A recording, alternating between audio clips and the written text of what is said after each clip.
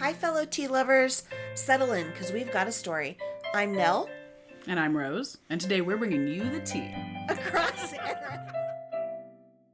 So today I wanted to talk about the city of Pompeii, which is one that I think we assume a lot of knowledge about because it's one of the oldest disasters that we have real documentation of. We rediscover disasters all the time, but this one's been in the public consciousness since it occurred. It's one of those never forgotten tragedies. And I do have to admit, I think this is going to be a 2-part episode.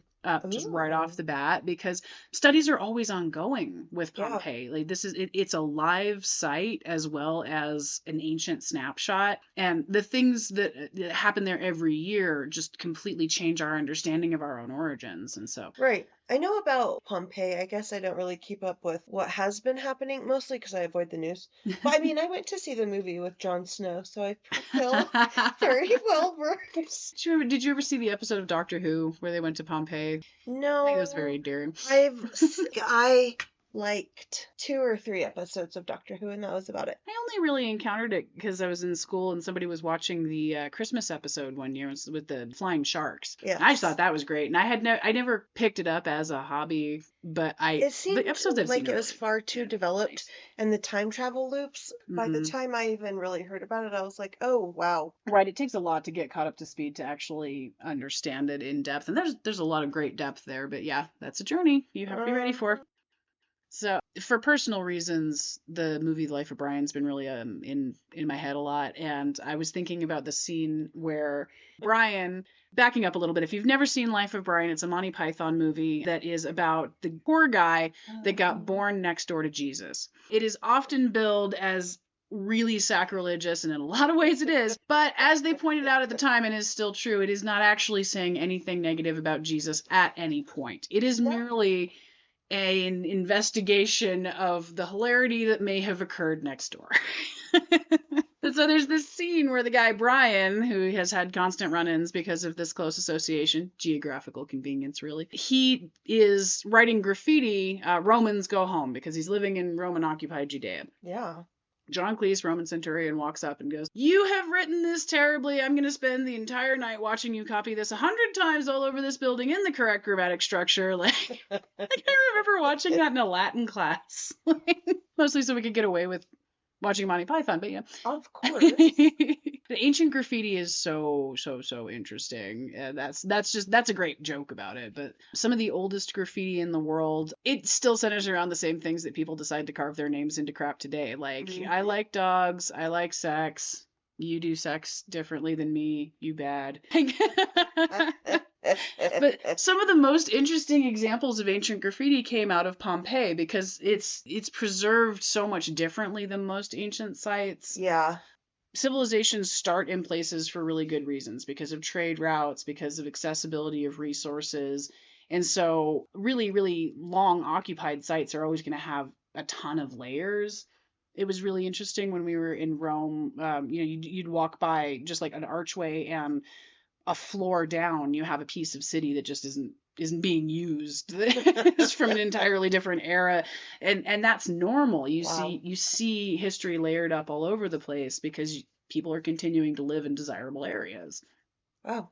But because of that, a lot of minutia gets destroyed because you're still occupying those spaces. You still need to use it for different things. And so the really interesting and unique thing about Pompeii is how well preserved the minutia is. So stuff that was scratched onto a table, the way that somebody folded their clothes is suddenly accessible. And I don't know, graffiti is just the fun version of it. So interesting to think of.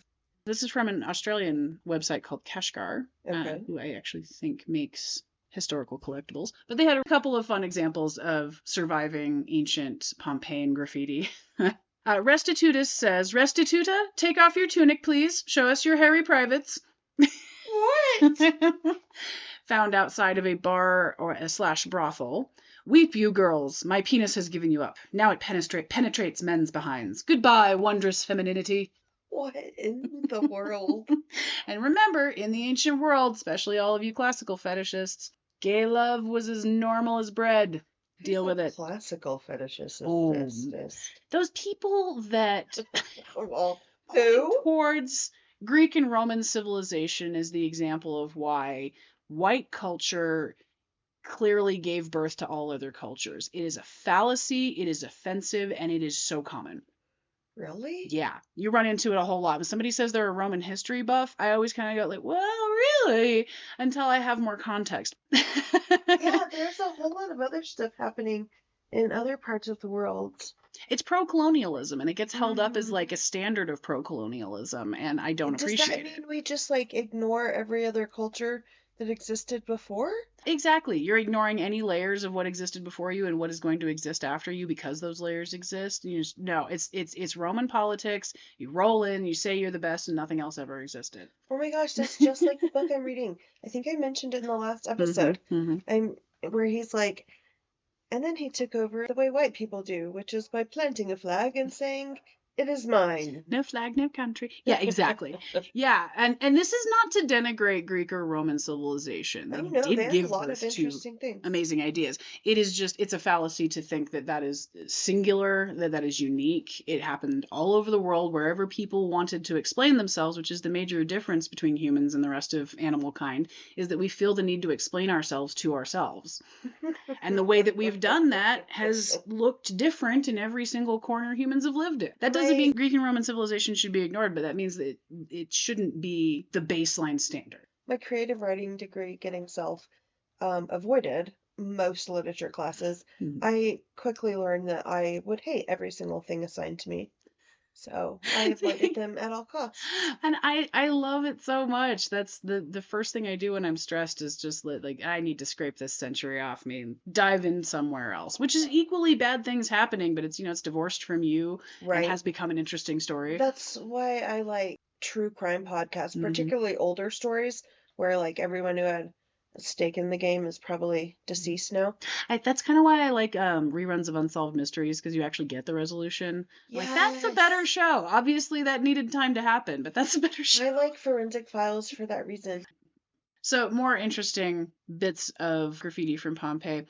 The finance officer of the Emperor Nero says this food is poison. 2,000-year-old restaurant critic is the comment here. Wow. Because what motivates you enough to want to scratch something into stone? Like, you're really, really, really feeling something about that. And so everybody there is like, sex this and sex that. And then this guy's like, this food sucked.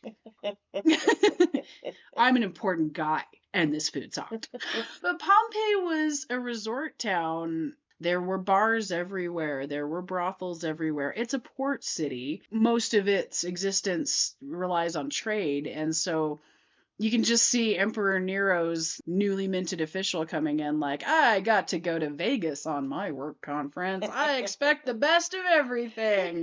That's the guy that leaves a bad review. Yeah, it is. That does not mean that food sucked. No. Pompeii existed in a very dangerous zone for really real reasons. And it isn't that the people were unaware that the volcano existed. It had erupted before, although before 79 AD, which was the massive eruption, it had been several hundred years. And so you're relying on collective memory at that point, but it's not unknown. Yeah. It's also a volcanic area. You're getting earthquakes. That's, people forget that we have a giant volcano under us here. And we do get little tremors sometimes. Like, it does happen. New Mexico's got a fault line somewhere. Yeah, and it's here. But the tremors happening don't make us feel like we're in imminent danger. And so even though there were earthquakes leading up to the 79 AD explosion, they didn't necessarily associate it with impending doom. Yeah. But in the meantime, because it was a volcanic area, they had amazingly fertile soil. It's perfect vineyard country. Yeah. Actually still is. What's interesting is people still live there, and it's still considered a very, very desirable winemaking region. I mean, yeah. They got the good soil. Right? Yeah, so you've got really fertile soil, which is going to bring a population no matter what, but you also have a really unique geographical advantage in terms of trade, because for most of the interior Italian coast, it's not good shipping coast. It's all like shallow beaches. You can't get large ships. And so the Bay of Naples is a unique feature that has the depth to handle a large bellied vessel, but it's also like a really, really good access point to Rome. That's sort of the sea entry to Rome.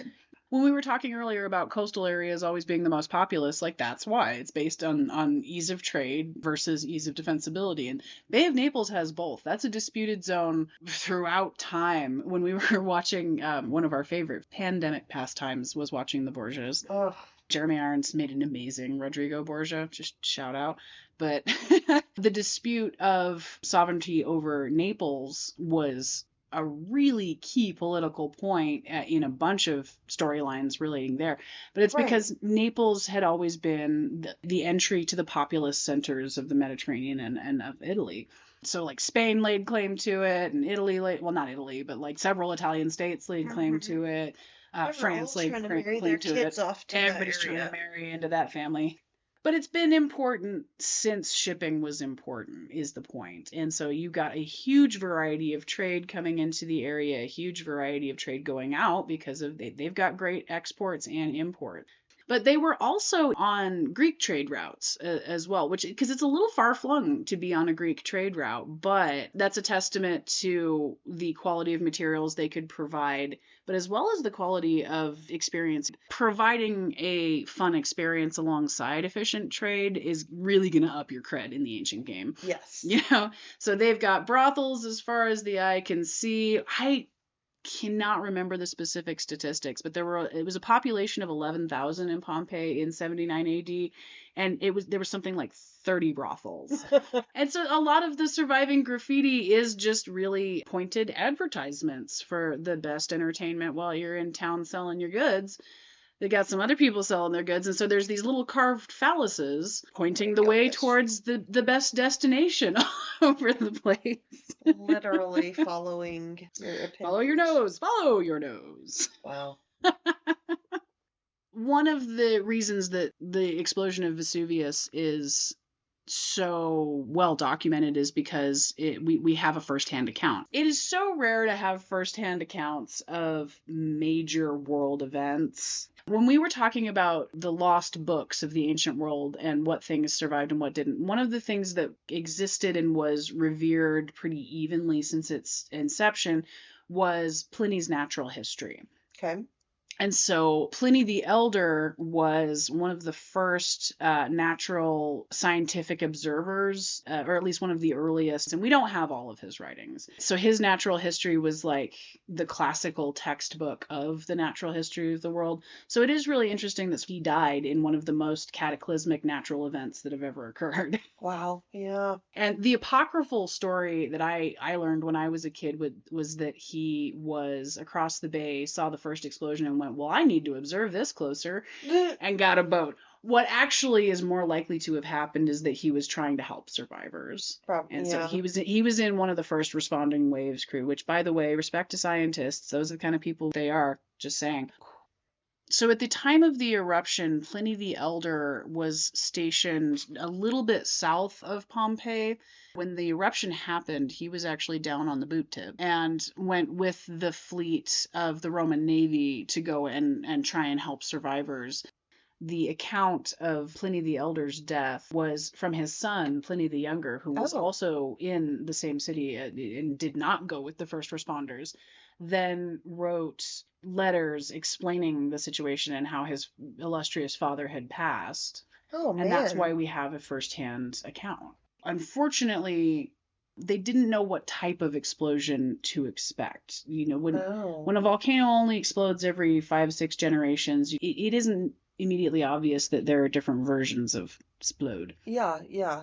So, unfortunately, the type of volcano that Vesuvius is, the initial explosion, well, you're getting pumice being flung like bullets, you're getting noxious gases, you are getting a lot of ash, but it's a small amount of warning time. Mm-hmm.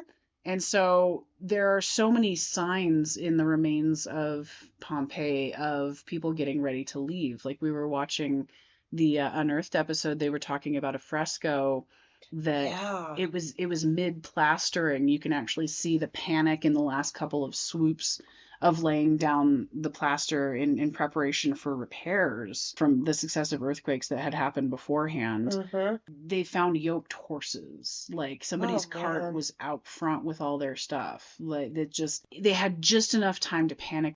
One of the other very unique things about this as an archaeological site is that you can actually see the people's faces. Yeah. And this is It's true. this is one of those great and awful facts of this site. And like, I don't actually know how I feel about it. So Pompeii has not been constantly excavated, but it has been excavated probably more thoroughly over a longer period of time than most sites that exist. Yeah, I could So see that. it was rediscovered in the 16th century by an engineer that was trying to blow through a section of that area for a aqueducts project. Oof. Yeah, and he hid the discovery.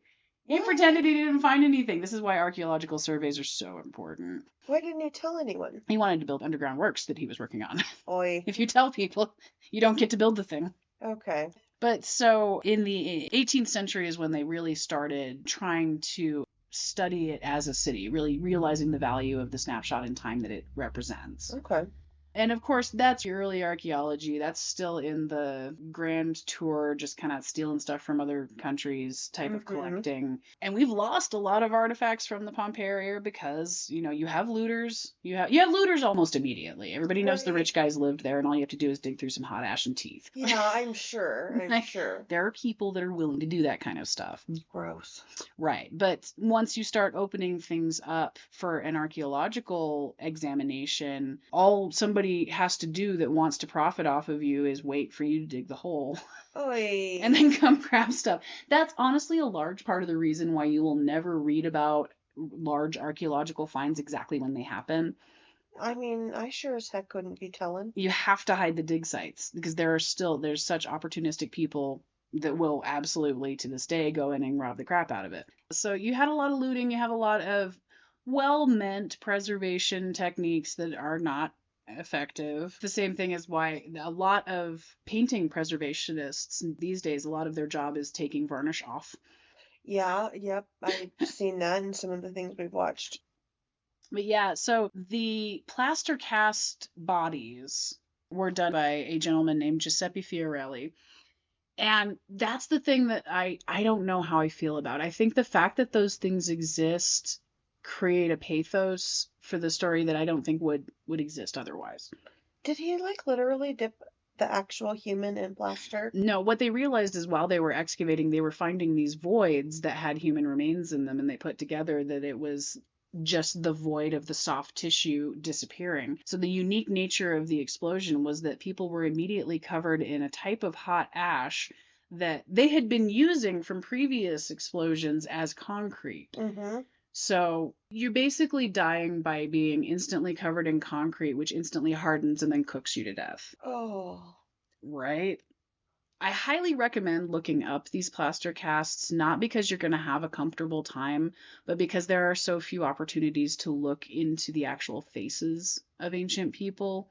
It sucks because the type of material that they used is not friendly to a CT scan. So what he did... Right. That was wild when they said that. Yeah. So what he did locked us out of so many studies. And this is where I'm going to take a second to explain the term in situ. In situ?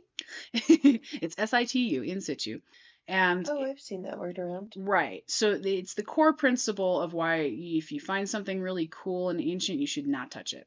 Oh, well, yeah. In situ means that the object is still in the place, and more importantly, the orientation that it was placed by the person that touched it last 1,000 years ago. Yep. As soon as you remove that context, you remove a huge percentage of the understanding that you can have of that object.